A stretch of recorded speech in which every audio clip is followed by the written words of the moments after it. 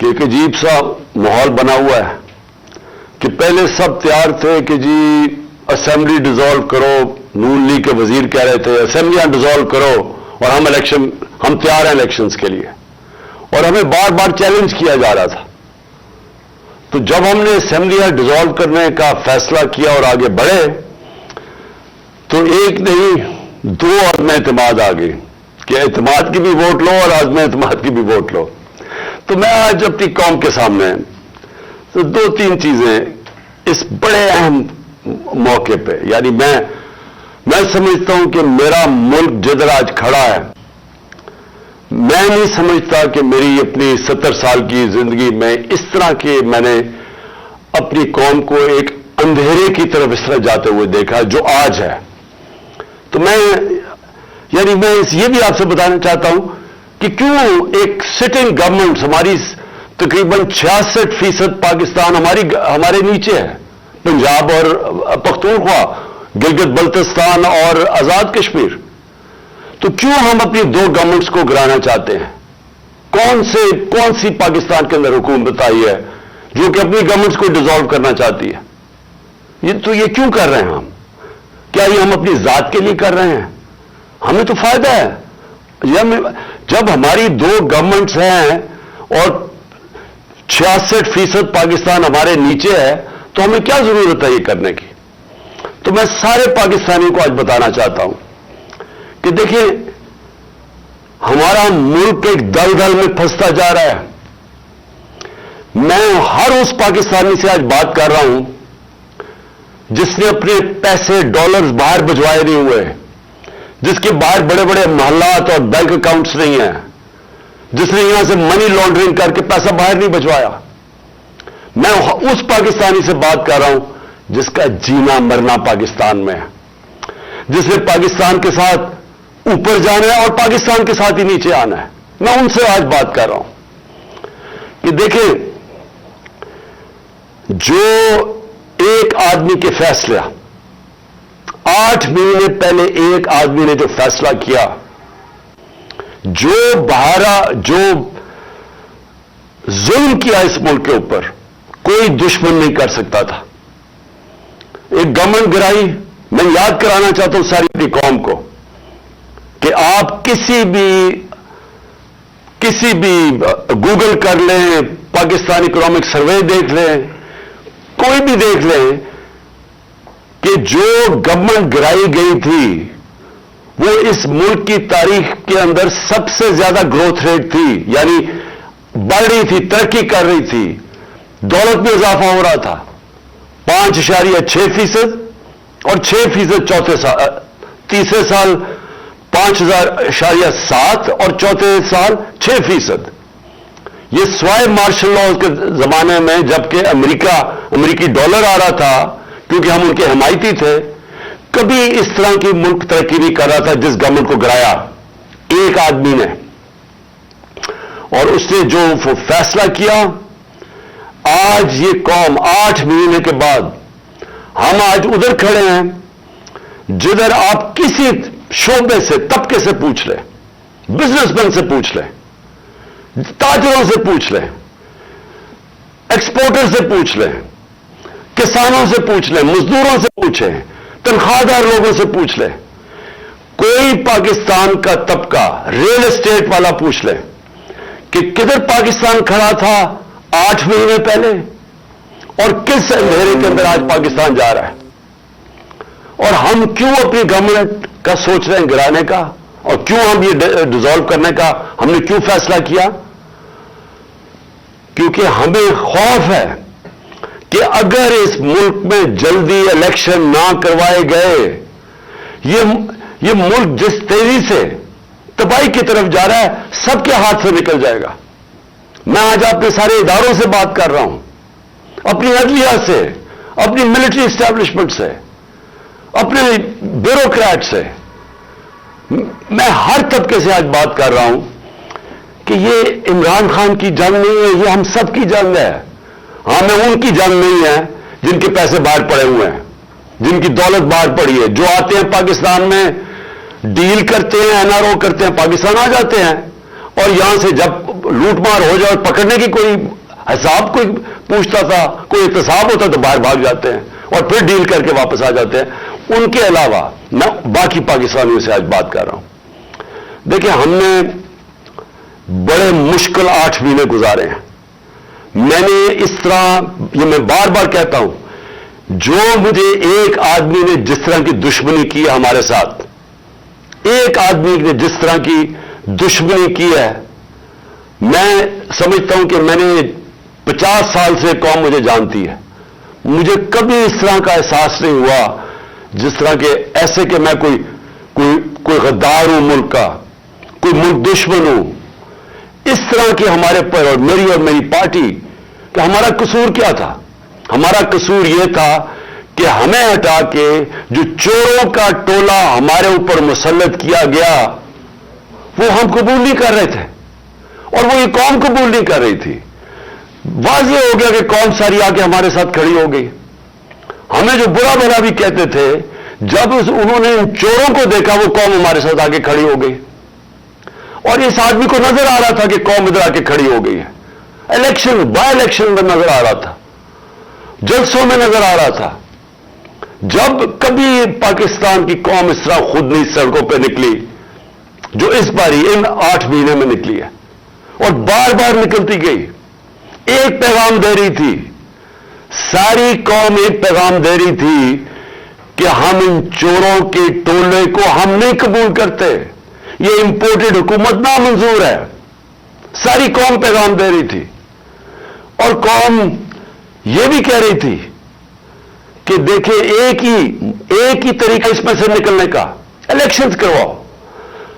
Survey کے مطابق 70% پاکستانیوں نے، آج 70% پاکستانی کہتے ہیں کہ ملک کا مسائل کا حل الیکشنز ہے، صاف اور شفاف الیکشنز۔ لیکن ایک آدمی، اور وہ کون تھا جس کو ارشد شریف شہید کہتا تھا، وہ کون تھا؟ وہ ایک آدمی وہ فیصلہ کر بیٹھا تھا کہ جناب میں نے اس پارٹی کو ختم کرنا ہے، عمران خان کو ختم کرنا ہے، ڈسکوالیفائی کسی طرح کرنا ہے، کیسز کرنے ہیں، میری پارٹی کے اوپر کیسز کرنے ہیں، میرے لوگوں کے اوپر جو شہباز گل سے کیا گیا، جو اعظم سواتی سے کیا گیا، جو جمیل فاروقی، جو ارشد شریف جیسے لوگ جو یہ سمجھتے تھے کہ ہماری حمایتی ہیں یا وہ ہمارے لیے لکھ رہے ہیں یا ہمارے لیے بول رہے ہیں، ان سب پہ تشدد کیا گیا، سوشل میڈیا کے لوگوں کے اوپر جو کیا گیا، ظلم کیا گیا، اور پھر مجھے آخر میں پلان بنایا گیا کہ مجھے راستے سے ہٹایا جائے۔ جب پتا چلا کہ کوئی کیس بھی کام نہیں کر رہا، الیکشن دھاندلی کے باوجود بھی ہم جیت رہے ہیں، تو پھر فیصلہ کیا گیا کہ مجھے مار کے راستے سے ہٹایا جائے۔ تو میرے پاکستانیوں، آج جو ہمارا ملک جس طرف کھڑا ہے، میں آپ کو صرف آخر میں 2-3 چیزیں بتانا چاہتا ہوں۔ ایک کہ معیشت جدھر کھڑی ہے، پاکستان کی ایکسپورٹس گر رہی ہیں، ہمارے دور میں ریکارڈ تھی۔ پاکستان جو باہر سے پیسے ڈالرز بھیجتے تھے، ریمیٹنسز بیرون ملک پاکستانی، وہ گر رہے ہیں۔ پاکستان کی جو ٹیکس کلیکشن ہے وہ کم ہوتی جا رہی ہے، جو ریکارڈ تھی ہمارے دور میں۔ پاکستان کی انڈسٹری، اور انڈسٹری اٹھانا اتنے سالوں کے بعد ہماری انڈسٹری اوپر آ رہی تھی، اور یہ کورونا کے باوجود انڈسٹری اوپر آ رہی تھی۔ اصل تو نوکریاں انڈسٹری دیتی ہے، اصل تو ایک قوم کی دولت کے اندر اضافہ انڈسٹریز دیتی ہیں۔ اصل ہماری جو ایکسپورٹس بڑی ہیں وہ ٹیکسٹائل انڈسٹری کی وجہ سے بڑی ہے، تو ہماری انڈسٹری بڑھ رہی تھی۔ آج ہماری انڈسٹری 0 سے نیچے چلی گئی ہے، آج فیکٹریاں بند ہو رہی ہیں، آج مزدور بے روزگار ہو رہے ہیں۔ آج جب آپ کی ایکسپورٹس اور ریمیٹنسز جب گرنی شروع ہوتی ہیں تو ڈالر کم آ رہے ہیں، لیکن ڈالر کے قرضے بڑھتے جا رہے ہیں، اور آج ہمارے پاس خوف ہے کہ ہماری اب قرضوں کی قسطیں ادا کرنے کے لیے ہمارے پاس ڈالر نہیں ہے۔ آج ایل سیز نہیں کھل رہی، امپورٹس روکی ہوئی ہیں، اور آگے کوئی روشنی نہیں نظر آ رہی۔ آگے کسی طبقے کو کوئی روشنی نظر آ رہی. امید ختم ہو گئی ہے پاکستان میں. 7.5 لاکھ پاکستانی ملک چھوڑ کے چلے گئے ہیں پچھلے 4 مہینے میں. جبل علی کے مینیجر بتا رہے تھے کہ 7 مہینے میں جو پاکستانیوں نے انویسٹمنٹ کی ہے جبل علی کی انڈسٹریل اسٹیٹ میں, وہ 10 سال میں نہیں کی. لوگوں کو امید ختم ہو رہی ہے پاکستان میں, اور یہ سب سے خطرناک چیز ہے. ایک جب قوم میں امید ختم ہو جائے تو وہ پھر پھٹتی ہے قوم. اور یہ کیونکہ سارے تو نہیں باہر جا سکتے, تو مجھے جو اس وقت میں اپنی ساری جو پھر سے میں بات کرتا ہوں, میں سارے اداروں سے بات کر رہا ہوں, ہر طبقے سے بات کر رہا ہوں, مجھے جو اس وقت کہنا ہے وہ یہ کہ دیکھیں, آج ایک چیز نہیں ہے جو پاکستان کی ان 8 مہینے میں بہتر ہوئی, جو ایک آدمی کا فیصلہ تھا. ایک چیز بہتر نہیں ہوئی. آج ذرا دیکھیں دہشت گردی, پاکستان میں دہشت گردی دیکھیں. ہمارے جب دور میں تقریباً دہشت گردی کنٹرول ہو گئی تھی, ہم نے باڑ لگا دی تھی افغانستان میں جو ادھر سے دہشت گردی ہوتی تھی. پھر جب گورنمنٹ بدلی تو ہماری نئی حکومت سے سب سے بہترین تعلقات تھے افغانستان میں. آپ کو پتا ہے کہ جتنی ایویکویشن جو افغانستان سے ہوئی وہ پاکستان نے, کیونکہ ہمارے تعلقات اچھے تھے, ہم نے ہماری وجہ سے کئی لاکھوں لوگ افغانستان سے ایویکویٹ ہو کے گئے. مجھے دنیا کے بڑے بڑے پرائم منسٹرز نے, یورپین پرائم منسٹرز نے, کینیڈین پرائم منسٹرز نے میرا شکریہ ادا کیا کہ آپ نے, ہم نے پاکستان میں ان کی مدد کی افغانستان سے لوگ نکالنے کے لیے. ہم وہ گورنمنٹ تھی جو سب سے قریب تھے افغانستان سے, جو موقع ہمیں ملا کہ جو افغانستان سے دہشت گردی آتی تھی, کیونکہ اب ایک ایسی حکومت آگے جس سے ہمارے تعلقات اچھے ہیں, ہم روک سکتے تھے. آج کیا ہے, آج دہشت گردی جو بڑھتی جا رہی ہے, پہلے ملاکنڈ کے اندر, وزیرستان کے بارڈر ایریاز پہ, پھر یہ جو بنو میں ہوا ہے. اور میں آج اپنی ساری قوم کی طرف سے زرار کمپنی کے کمانڈوز کو سلام پیش کرتا ہوں کہ آپ نے اپنی جان کی پرواہ نہیں کی ہماری حفاظت کرنے کے لیے. لیکن میں سوال یہ پوچھتا ہوں کہ کدھر ہے ہماری فارن پالیسی؟ جو فارن منسٹر بنایا گیا ہے وہ اب تک 2.25 ارب روپیہ خرچ کر چکے اپنے دوروں پہ. مجھے بتا اس کا پاکستان کو کیا فائدہ ہوا؟ 2.25 ارب روپیہ خرچ کر چکا اور ابھی تک افغانستان نہیں گیا. ہمیں تو سب سے زیادہ ضرورت ہے کہ ہمارے افغانستان سے تعلقات ٹھیک ہو, تاکہ یہ جو اب مسئلے مسائل آ رہے ہیں, ہماری دہشت گردی ہے, جتنے ہمارے اچھے تعلقات ہوں گے اتنی بہتر چانس ہے کہ ہم دہشت گردی کے اوپر قابو پا لیں. لیکن ہم تصویریں دیکھ رہے ہیں کہ اربوں روپیہ ہم نے جو خرچ کر کے باڑ بنائی تھی, جو فینس بنایا تھا بارڈر کے اوپر, وہ توڑا جا رہا ہے. تصویریں آ رہی ہیں کہ وہ باڑی اکھیڑی جا رہی ہے. تو کدھر ہے ہماری فارن پالیسی؟ اور دوسری چیز میں یہ سوال پوچھنا چاہتا ہوں کہ آج ہمارے پاکستانیوں کو سب سے بڑا مسئلہ کیا ہے؟ کیا ہے سب سے بڑا مسئلہ؟ ایک دفعہ ہماری تحریک چلی تھی, تحریک پاکستان, ملک کو آزاد کرنے کے لیے. پھر ایک دفعہ اور ایک عوام کھڑی ہوئی تھی روٹی کپڑا مکان پہ, کہ عوام کا پہلی دفعہ کسی نے نام لیا تھا کہ ہاں عوام کے بھی مسئلے مسائل ہیں, نہیں تو امیر امیر ہوتا جا رہا تھا. تو یہ خوف تھا کہ عام لوگوں کے پاس فرق بڑھتا جا رہا ہے امیر غریب میں. آج ایک ہی مسئلہ ہے پاکستان کا, اور وہ ہے جس کو انگریزی کہتے ہیں رول آف لا, انصاف, قانون کی حکمرانی. یہ جنگ جب تک ہم اب یہ جنگ نہیں لڑیں گے, اور میں اپنی ساری قوم کو کہہ رہا ہوں, جب تک ہم یہ جنگ نہیں لڑیں گے ہمارے ملک کا اب کوئی مستقبل نہیں ہے. اللہ نے ہمارے اوپر ایک چیلنج دے دیا ہے کہ اگر تمہیں پاکستانی اپنے آپ کو بچانا ہے تو انصاف قائم کرو.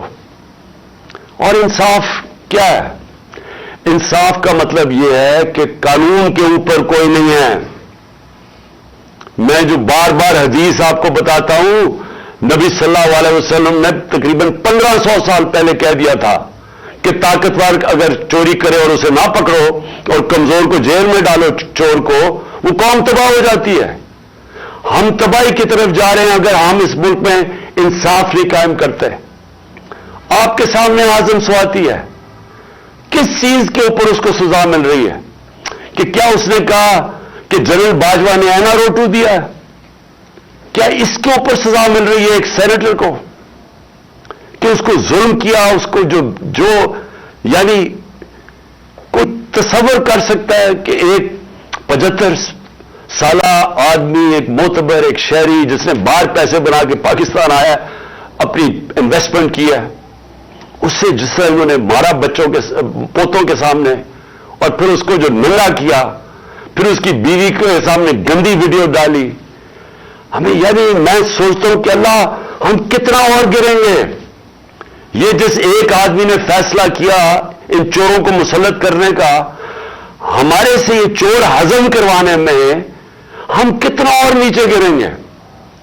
کیا کیا نہیں ہوا کہ گندی ویڈیوز، کوئی آڈیوز نکل رہی ہیں، بچے ہمارے دیکھ رہے ہیں، سارے سوشل میڈیا پہ گن دیکھ رہے ہیں، صرف اس لیے کہ کسی طرح بلیک میل کیا جائے، بس کسی طرح یہ ہم ان چوروں کو ہضم کر لیں کہ ہم کہیں جی یہ جو چور اوپر آپ نے مسلط کیے ہیں، جو کہ جنہوں نے 30 سال سے ملک لوٹ رہے ہیں، وہ لوگ جو کہ 60% سے زیادہ کیبنٹ ضمانت پہ ہے، کرپشن پہ، اور وہ جو کہ ہر روز کیبنٹ بڑھتی جا رہی ہے.